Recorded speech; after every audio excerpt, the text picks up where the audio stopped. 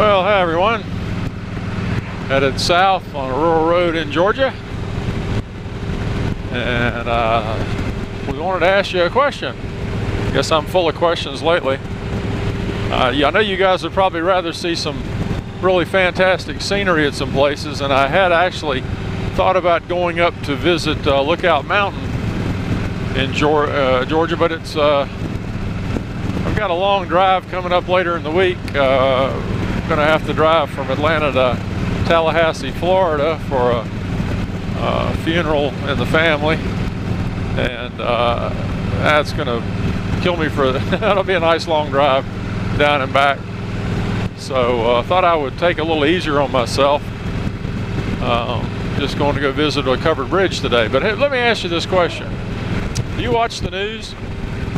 Are you a news hound? Do you watch network TV, or do you listen to the radio, news radio, or do you, a lot of young people nowadays, they get their news from, get it from their phones or from their tablets or computers.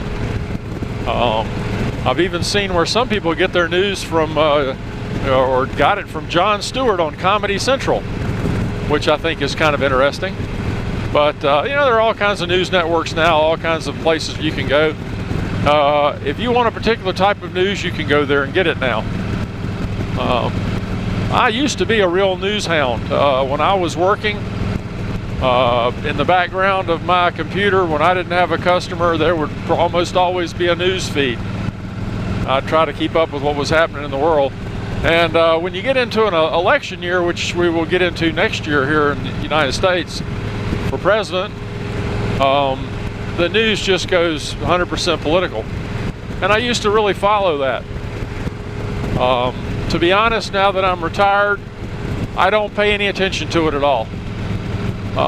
The news just, you know, when I was working and had a lot going on during my day to keep me occupied, I'd see the stuff on the news and it wouldn't bother me all that much because, you know, I had other things to do. I had to wait on a customer. I had to count inventory. I had to put up stuff. I had to ship stuff. You know, deal with other people. But now that I'm retired, I don't have all that interaction and I don't have those duties anymore. So if I see something really horrendous on the news, it bothers me and it stays with me for a long time. And I don't want my declining years, I guess you'd say. I don't want my declining years to be dominated by the bad news. Now, when I was a kid, my dad told me one time, and looking back on it, it's true. I grew up in Charlotte, North Carolina, which is the biggest city in Charlotte. And you know, if you're going to have crime, you'll have it in Charlotte. And even back in the 50s, when I was just a little kid, we had murders and, you know, rapes and things like that. But, you know, on the newspapers, we had two newspapers. We had a morning and afternoon newspaper. And did you know that murder didn't make the front page? Unless it was a prominent individual. You know, somebody really rich or somebody really in the news or well known. You know, the local murders, they were back on the local news page. Nowadays, if someone is killed 5 states away, it'll be front page news all over the nation, depending on the circumstances. Now, a lot of murders never get reported, but others, because of politics or race issues or location, they do get reported all the time. But,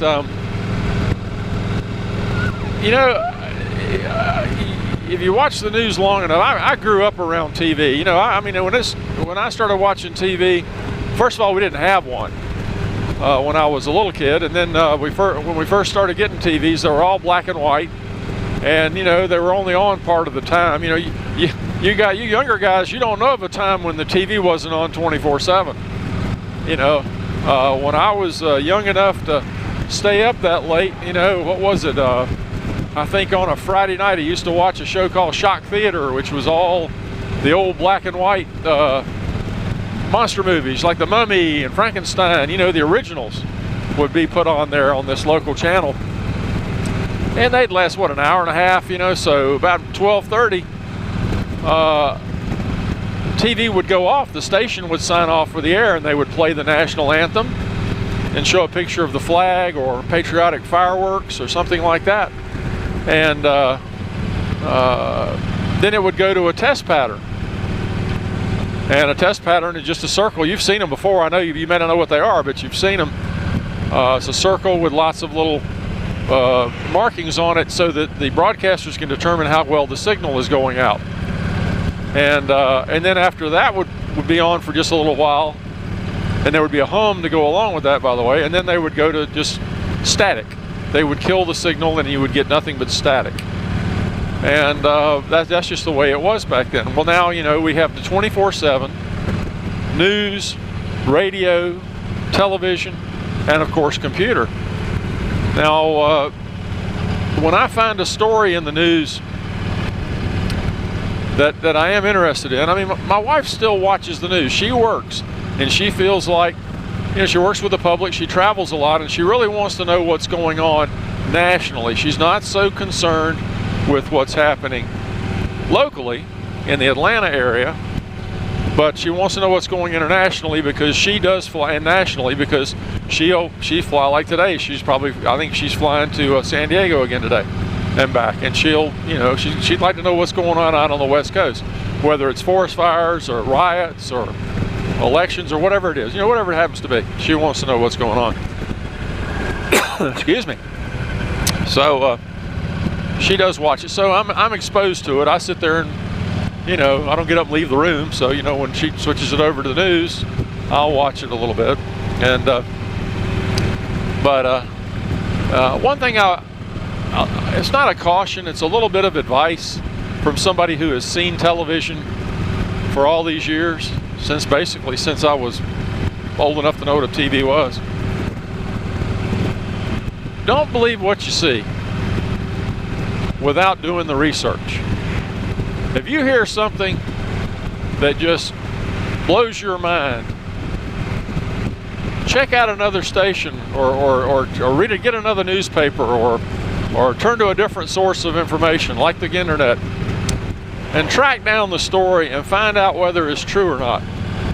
I am finding an amazing number of stories that are just flat out right wrong. They're lies. You know, and a lot of times they're not lies by, I mean, they tell you the facts, but they rearrange them in such an order that it makes it into a lie.